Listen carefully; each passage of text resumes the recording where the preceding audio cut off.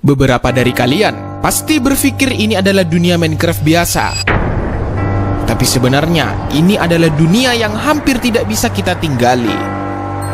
Karena 95% dunia ini dipenuhi dengan zombie apokalips. Akan tetapi, ada satu cara untuk kita bisa bertahan hidup di dunia ini. Ya, underground, atau bisa kita sebut bawah tanah. Ya, mungkin ini adalah satu-satunya tempat yang bisa kita tinggali. Kembali ke dalam dunia spiritual, dunia hayalan tanpa batas. Bayangkan sebuah kitab suci, yang biasanya kita kira hanya berisi petuah moral, doa-doa menyejukkan atau aturan hidup yang lurus-lurus saja, tiba-tiba membuka satu lembar rahasia yang tak pernah disangka. Lembar itu bukan tentang surga dengan bidadari atau neraka dengan apinya, melainkan bocoran strategi busuk, cara menipu manusia. Lebih ironis lagi, bukan setan yang menuliskan strateginya, tapi Tuhan sendiri yang menyingkapkannya. Seolah-olah kitab itu sedang berbisik, "Hei, begini loh caranya setan bekerja. Dengarkan baik-baik, siapa tahu kamu bisa kenali atau malah tergoda untuk menirunya." Disinilah keganjilan sekaligus kejujuran teks ilahi. Tuhan alih-alih menutup-nutupi justru membeberkan blueprint setan secara terang-terangan, lengkap dengan daftar taktik, propaganda suara, pasukan kuda dan pejalan kaki, manipulasi harta dan anak-anak, sampai janji-janji palsu yang cuma tinggal janji. Bukankah ini terdengar seperti bocoran dokumen intelijen atau manual perang politik yang biasanya hanya beredar di ruang gelap? Pertanyaannya, kenapa rahasia ini diumbar? Apa gunanya rakyat jelata yang sibuk mencari makan sehari-hari tahu bahwa setan bisa menguasai mereka lewat janji manis dan suara merdu? Jangan-jangan bocoran ini sengaja ditaruh di tengah kitab agar manusia paham bahwa yang berlaga suci di podium politik atau mimbar agama bisa saja sedang membaca naskah yang sama dengan setan, hanya beda panggung. Kitab ini tidak sedang mengajari kita cara menipu, kitab ini sedang menelanjangi penipu. Bedanya tipis dan justru disitulah letak jebakannya. Karena siapa yang membaca blueprint ini, bisa saja tergoda untuk tidak hanya mewaspadai tapi juga menggunakannya. Dan begitulah sejarah berjalan. Pejabat demi pejabat dari zaman raja sampai republik ternyata lebih rajin menyalin taktik setan ketimbang mengingat pesan Tuhan. Di kesempatan ini, mari kita buka lipatan tua itu. Surat Al-Isra ayat 63-65 disebutkan, Tuhan berfirman kepada iblis, "Pergilah, siapa saja di antara mereka yang mengikuti kamu, sesungguhnya jahanamlah balasanmu semua sebagai balasan yang sempurna. Perdayakanlah siapa saja di antara mereka yang kau sanggup dengan ajakanmu. Kerahkanlah pasukanmu yang berkuda dan yang berjalan kaki terhadap mereka. Bersekutulah dengan mereka dalam harta dan anak-anak, lalu berilah janji kepada mereka." Setan itu hanya menjanjikan tipuan belaka kepada mereka. "Sesungguhnya tidak ada kekuasaan bagimu atas hamba-hambaku. Cukuplah Tuhanmu sebagai penjaga." Dalam teks itu, ada kalimat yang terdengar sederhana tapi sangat berbahaya. "Perdayakanlah mereka dengan suaramu." Suara. Bukan pedang, bukan harta, bukan tentara. Ternyata suara jauh lebih mematikan daripada sejuta tombak. Karena suara tidak menusuk daging, ia menyelinap ke telinga, menembus pikiran, lalu bersarang di hati. Dari situ ia menggerakkan kaki untuk berbaris, tangan untuk bertepuk, bahkan lidah untuk bersumpah setia. Kita tahu, suara yang dimaksud bukan sekadar teriakan serak di jalanan, ia bisa menjelma pidato pejabat yang berapi-api, khutbah tokoh agama yang suci-suci, atau iklan politik di televisi dengan musik heroik di belakangnya. Kata-kata indah berlapis janji, diulang-ulang sampai menempel di otak rakyat. Lama-lama janji itu dianggap fakta, seakan masa depan sudah pasti cerah hanya karena diucapkan dengan intonasi penuh wibawa. Itulah hipnotis paling tua yang dikenal manusia, propaganda, rakyat seperti kerbau yang dituntun dengan genta. Bedanya, genta sekarang bukan logam yang bergemerincing, melainkan mikrofon, kamera, dan algoritma media sosial. Sekali suara itu disiarkan, ia menggema tanpa henti, menutup ruang sunyi di mana orang bisa berpikir sendiri. Orang lebih percaya apa yang keluar dari pengeras suara ketimbang suara hatinya sendiri, dan disitulah suara berubah jadi jebakan. Tuhan membongkar bahwa senjata pertama setan hanyalah suara, dan berabad-abad kemudian kita menyaksikan pejabat menirunya dengan sempurna. Lihatlah musim kampanye, suara-suara janji yang manis. Kata-kata yang seolah merakyat, padahal dirancang dengan tim kreatif dan konsultan politik mahal. Lihatlah mimbar agama, suara-suara fatwa yang menggetarkan, seringkali tak lagi murni suara iman, tapi gema kepentingan. Bahkan bazar-bazar di dunia maya yang tanpa wajah tapi penuh suara, bekerja siang malam membisiki telinga rakyat dengan narasi yang sudah dipoles. Maka suara bukan lagi sekadar alat komunikasi, tapi mesin penguasaan. Siapa yang menguasai suara menguasai kepala rakyat? Siapa yang menguasai kepala pada akhirnya akan menguasai dompet dan perut mereka? Dan kita pun tahu, dari kursi kekuasaan hingga ruang ibadah, dari layar televisi hingga notifikasi ponsel, suara-suara itu bersatu membentuk paduan suara tipuan. Paduan suara setan yang dinyanyikan dengan nada nasionalisme, ayat-ayat suci, atau bahkan jargon kerakyatan. Kalimat kitab itu seakan ingin berkata, waspadalah karena sebelum pasukan kuda dilepaskan, sebelum harta digerogoti, sebelum janji palsu ditebar, segalanya dimulai dari satu hal yang paling sederhana, suara yang merdu, indah, tapi menipu. Dan di titik ini kita patut bertanya, apakah kita sedang mendengar suara Tuhan, suara pejabat, atau suara setan yang pandai menirukan Tuhan? Setelah suara berhasil melemahkan telinga, langkah berikutnya adalah pengerahan pasukan. Kitab itu menyebutnya pasukan berkuda dan pejalan kaki. Gambaran yang seakan kuno, padang pasir, kuda yang meringkik, barisan prajurit berdebu, tapi maknanya justru abadi. Pasukan bukan sekadar tentara dengan pedang di tangan, melainkan segala bentuk kekuatan yang membuat manusia gemetar.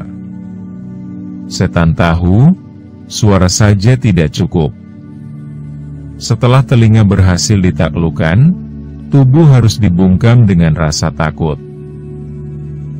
Dan kita menyaksikan sendiri bagaimana pola ini dimainkan di dunia nyata. Pasukan berkuda kini berganti dengan deretan tank, sirena polisi, aparat keamanan yang berbaris. Pejalan kaki menjelma ormas jalanan, preman bayaran, atau buzzer yang sabar menyusup ke kolom komentar. Semua adalah variasi dari pasukan itu, yang menciptakan rasa aman bagi penguasa dan rasa ngeri bagi rakyat. Tidak ada yang lebih efektif membuat orang diam selain derap sepatu tentara, atau bisikan ancaman halus di telepon tengah malam. Lucunya, pasukan berkuda juga kerap dipakai untuk pamer. Iring-iringan militer, Barisan polisi lalu lintas yang lebih banyak memamerkan motor besar daripada menertibkan jalan, konvoi pejabat dengan sirena meraung semua adalah bentuk teatrikal dari kekuasaan. Seakan-akan mereka sedang memamerkan kekuatannya di depan mata rakyat. Yang lebih berbahaya adalah ketika pasukan itu tidak hanya menjaga kekuasaan, tetapi juga mengatur isi kepala. Kita lihat misalnya aparat yang hadir di setiap demonstrasi rakyat, bukan untuk melindungi, tapi untuk mengintimidasi. Kita lihat pula pasukan dunia maya yang membanjiri ruang digital dengan narasi tunggal. Semua ini hanyalah bentuk baru dari strategi lama. Setan memerintahkan pasukannya turun ke jalan, berjaga di setiap tikungan, agar manusia merasa tidak ada ruang kosong untuk bernapas bebas. Kitab itu seakan sedang memberi sinyal bahwa siapapun yang memimpin akan tergoda memakai taktik ini.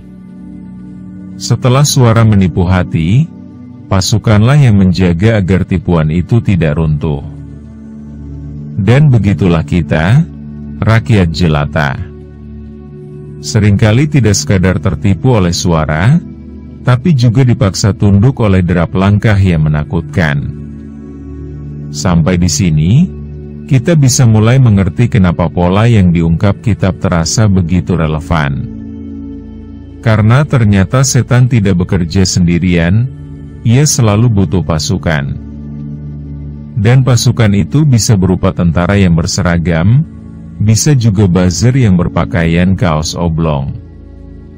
Bedanya hanya pada kostum, tapi fungsinya sama. Memastikan suara yang menipu tetap terdengar indah tanpa gangguan kritik. Setelah telinga ditaklukkan dengan suara, tubuh dibungkam dengan pasukan, kini setan merambah lebih dalam, harta dan anak-anak. Dua hal yang paling dekat dengan nadi kehidupan manusia. Harta adalah simbol perut, anak-anak adalah simbol masa depan. Siapa yang bisa menguasai keduanya, ia tak hanya mengendalikan hari ini, tetapi juga besok yang belum lahir. Maka tidak heran jika kitab itu menyebut keduanya secara gamblang, seakan memberi peringatan bahwa permainan besar kekuasaan selalu diarahkan ke dua titik vital ini. Harta selalu jadi pintu masuk. Dari zaman kuno sampai negara modern, harta adalah jantung perbudakan. Pejabat menguasai tambang, tanah, laut, hingga udara yang kita hirup. Kekayaan alam yang seharusnya milik bersama berubah jadi milik segelintir orang. Rakyat diberi sisa-sisa, tapi tagihan listrik, bahan bakar, dan sembako dipatok dengan harga yang membuat perut tak pernah kenyang. Korupsi pun berjalan seperti ibadah harian.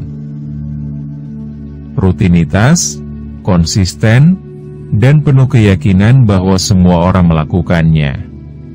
Dari meja birokrasi sampai laci pejabat tinggi, harta selalu dijadikan tali kekang yang melilit leher rakyat. Lalu anak-anak, inilah wilayah yang lebih licin. Setan tidak hanya bermain di dompet, tapi juga di ruang kelas. Pendidikan yang mestinya membebaskan justru jadi jalur indoktrinasi. Anak-anak disuapi kurikulum yang penuh hafalan, tapi miskin keberanian berpikir. Mereka dipoles agar menjadi tenaga kerja yang patuh, bukan manusia yang merdeka. Universitas dijadikan pabrik ijazah, bukan rumah gagasan. Bahkan sejak kecil, anak-anak sudah diarahkan menjadi konsumen. Mainan yang diproduksi korporasi, tontonan yang dipasok televisi, gawai yang membuat mereka sibuk menggeser layar tanpa sempat menengok realitas. Kolonialisasi terhadap anak-anak ini lebih halus daripada penjajahan bersenjata. Ia menanamkan pola pikir, membentuk kebiasaan, mencetak generasi yang sudah jinak sebelum sempat melawan. Apa bedanya dengan ayat itu yang menyebut, "Berserikatlah dengan mereka dalam harta dan anak-anak"? Seolah Tuhan sedang membuka mata kita, bahwa tipu daya setan tidak berhenti di pintu rumah, tapi masuk ke dapur dan kamar tidur, bahkan keranjang tempat anak-anak dilahirkan. Kita pun bisa melihat bagaimana pejabat mempraktikkan blueprint ini. Anak-anak jadi komoditas politik, dibagi-bagi beasiswa murahan menjelang pemilu, dipajang di spanduk untuk citra keluarga harmonis, bahkan dijadikan perwaris dinasti kekuasaan. Sementara harta negara dikuras dengan alasan pembangunan, padahal yang terbangun hanyalah rekening pribadi. Pola setan itu seakan diwariskan turun-temurun, seolah ada kitab suci gelap yang diwariskan di ruang-ruang rapat rahasia, harta dan anak-anak. Dua hal yang paling rapuh sekaligus paling berharga, dan ironisnya justru disitulah tipu daya paling berhasil. Karena siapa yang berani melawan ketika perut lapar, siapa yang tega membangkang ketika masa depan anak dipertaruhkan. Inilah kolonialisasi yang sempurna. Membuat manusia merasa tidak punya pilihan selain tunduk, karena kalau tidak, yang hancur bukan hanya dirinya, tapi juga anak-anak yang ia cintai. Ada satu senjata terakhir yang paling manis, tapi paling mematikan, janji. Kitab itu menyebutnya dengan lugas, janjikanlah mereka. Tidak ada yang lebih murah daripada janji, tapi juga tidak ada yang lebih mahal ongkosnya ketika rakyat percaya. Janji adalah mata uang politik yang nilainya selalu tinggi di musim kampanye, dan selalu anjlok setelah kursi kekuasaan diduduki. Janji itu seperti kembang gula, warnanya mencolok, rasanya manis, tapi cepat hilang dan meninggalkan lidah yang lengket. Janji bukan sekadar kata-kata, ia adalah ilusi yang diproduksi massal. Pejabat menebar janji infrastruktur, janji pendidikan gratis, janji lapangan kerja, janji pemerataan ekonomi. Semuanya dikemas indah, disebarkan lewat baliho, iklan televisi, khutbah politik, bahkan doa bersama. Rakyat bertepuk tangan berbaris di TPS, dan menitipkan nasib pada kata-kata yang diucapkan dengan penuh keyakinan. Tapi begitu janji itu diuji realitas yang muncul hanyalah alasan. Belum waktunya, kondisi global tidak mendukung. Anggaran terbatas. Janji yang tadinya terlihat seperti cahaya ternyata hanyalah fatamorgana di padang pasir. Tuhan dalam kitab itu menutup dengan kalimat dingin. Apa yang dijanjikan setan hanyalah tipuan. Seakan-akan Tuhan sedang mengingatkan bahwa janji punya fungsi utama. Memelihara harapan palsu. Harapan itu membuat rakyat tetap berjalan, tetap bekerja, tetap membayar pajak, meskipun tahu di ujung jalan tidak ada apa-apa selain jurang. Itulah ilusi politik. Membuat rakyat percaya bahwa besok lebih baik. Padahal, yang lebih baik hanya untuk segelintir orang yang memegang janji itu sebagai tiket masuk ke ruang-ruang kekuasaan. Janji ini bekerja bukan karena pejabat pandai bicara, tapi karena rakyat ingin percaya. Rakyat butuh harapan. Meski harapan itu palsu.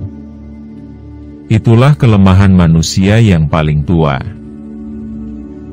Lebih rela ditipu dengan janji indah daripada menghadapi kenyataan pahit.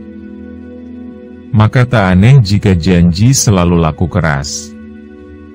Dari pasar politik hingga mimbar agama, dari televisi hingga media sosial, janji terus diproduksi seperti industri tanpa henti. Bahkan janji yang sudah terbukti bohong pun bisa diulang lagi dengan kemasan baru dan anehnya tetap saja ada yang membeli. Janji kosong adalah candu kolektif. Ia membuat kita melupakan luka lama, membuat kita memaafkan penipu yang sama, bahkan membuat kita bersedia dipecundangi berkali-kali. Kita marah sesaat, tapi begitu janji baru dilemparkan. Amarah itu padam berganti senyum tipis penuh harapan. Inilah mekanisme halus yang membuat rakyat tetap jinak. Sebuah siklus ilusi yang terus diputar, agar manusia sibuk mengejar masa depan semu dan lupa menuntut keadilan. Dan pada titik ini, kita itu seakan memberi sindiran yang paling keras.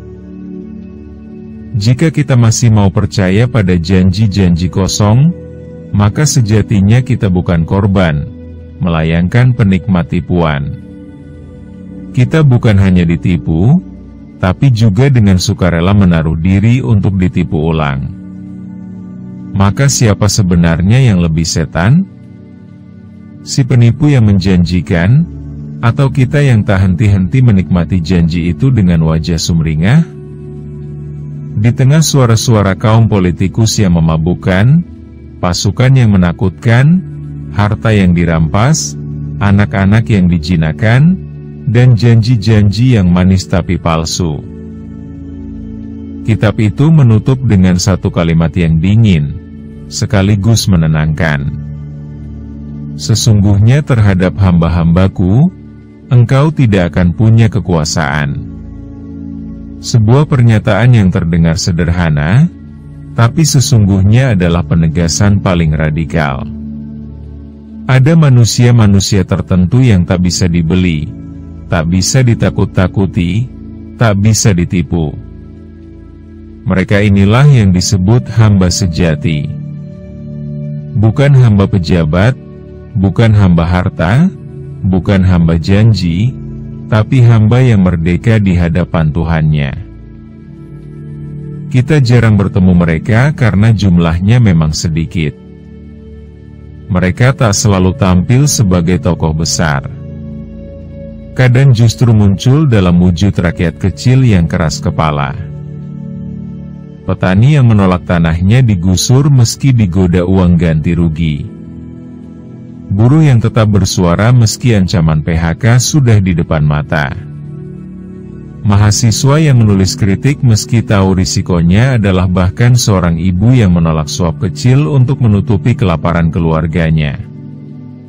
Di mata kekuasaan, orang-orang ini bukan sekadar keras kepala. Mereka adalah batu sandungan. Tapi dalam bahasa kitab, merekalah hamba yang merdeka. Di sini lahir ironi terbesar ayat itu. Tuhan seakan sedang menertawakan setan sekaligus pejabat yang menirunya. Betapapun canggih strategi yang mereka gunakan, betapapun besar pasukan yang dikerahkan, selalu ada segelintir manusia yang lolos. Bukan karena mereka punya kekuatan super, tapi karena mereka menolak tunduk. Inilah kebebasan yang paling hakiki, kebebasan dari tipu daya. Dan mungkin itulah sebabnya sejarah manusia tidak pernah benar-benar mati dalam kegelapan. Selalu ada lilin kecil yang menyala, dinyalakan oleh orang-orang yang tak bisa ditaklukkan. Lilin itu tidak pernah cukup untuk menerangi seluruh dunia, tapi cukup untuk menunjukkan bahwa tipu daya tidak pernah bisa mengusai semuanya. Semoga ada manfaatnya. Sekian dan terima kasih. Salam semesta.